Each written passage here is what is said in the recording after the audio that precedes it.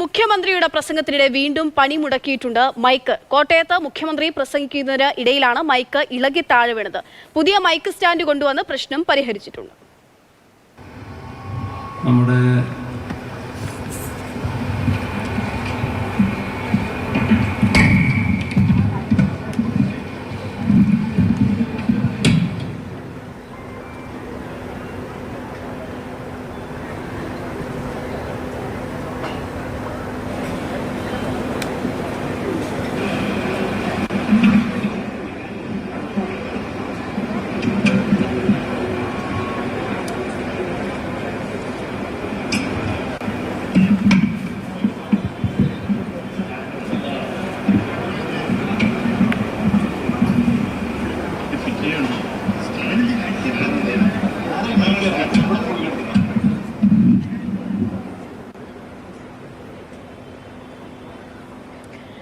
Shinoj S വിവരങ്ങളുമായിട്ട്. Shinoj, mic ഇപ്പോൾ വന്ന് നമ്മുടെ രാഷ്ട്രീയത്തിൽ, കേരള രാഷ്ട്രീയത്തിൽ മൈക്കിന് ഇപ്പോൾ വല്ലാത്തൊരു സ്ഥാനമുണ്ടായത്. മുൻപ് പ്രസംഗിക്കുക മാത്രമാണെങ്കിൽ ഇപ്പോൾ എന്തെങ്കിലും പറ്റിയിട്ടുണ്ടെങ്കിൽ അതിൻ്റെ മുഴുവൻ വഴിയും മൈക്ക് കേൾക്കേണ്ടി വരുന്ന അവസ്ഥയും മൈക്കിനെ ചൊല്ലി പല പ്രശ്നങ്ങളും ഉണ്ടാകുന്ന ഒരു സാഹചര്യത്തിലാണ് ഇപ്പോൾ ഈ ഒരു സംഭവം.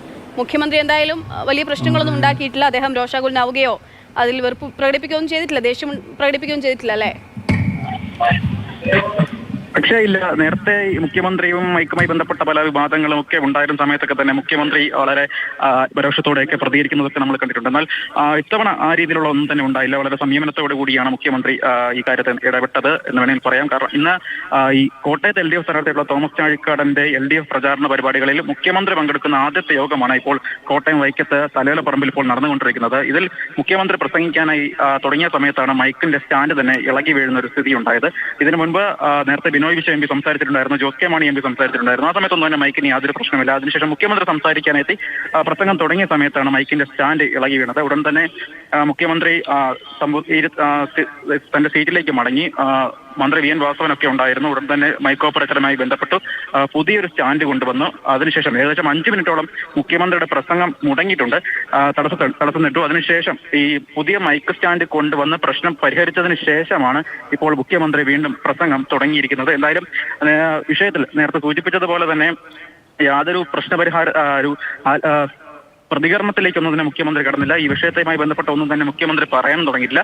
പ്രസംഗം നേരത്തെ തുടങ്ങിയ പ്രസംഗത്തിന്റെ ബാക്കി തന്നെയാണ് മുഖ്യമന്ത്രി ഇപ്പോൾ പ്രസംഗിച്ചുകൊണ്ടിരിക്കുന്നത്.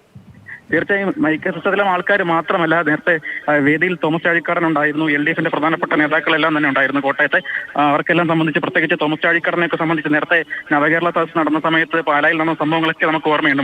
മുഖ്യമന്ത്രിയുമായി ബന്ധപ്പെട്ട അത്തരം വിഷയങ്ങളിലൊക്കെ ഇത്തരത്തിൽ വിവാദങ്ങളൊക്കെ സജീവമായി നിൽക്കുന്ന ഒരു സമയത്ത് കൂടിയാണ് വീണ്ടും ഇത്തരത്തിലൊരു മൈക്ക് പണിമുടക്കുന്ന സാഹചര്യം ഉണ്ടായിരിക്കുന്നത്. മൈക്ക് ഓപ്പറേറ്റർമാർ മാത്രമല്ല, സ്റ്റേജിലിരുന്ന പലരും, പല MLA മാരും ഒക്കെ ഇറക്കുന്നത് നമ്മൾ നേരിട്ട് കാണുകയും ചെയ്തു. തീർച്ചയായും ബിനോയ് വിശ്വം മാത്രമാണ്, പിന്നീട് അദ്ദേഹത്തിന്റെ മുഖത്ത് മാത്രമാണ് ഒരു ചിരി വരുന്നത് നമ്മൾ കാണുന്നത്. അദ്ദേഹം ചിരിച്ചുകൊണ്ട് അദ്ദേഹത്തെ അവിടെ ഇരുത്തുന്നു. എന്തായാലും മുഖ്യമന്ത്രി അദ്ദേഹം ദേഷ്യപ്പെടുകയോ ഒന്നും ചെയ്തിട്ടില്ല എന്നുള്ളതാണ് കോട്ടയത്തെ മൈക്ക് പ്രശ്നത്തിൽ നമുക്ക് പറയാനുള്ളത്. ഷിനോജ്, വിവരങ്ങൾ.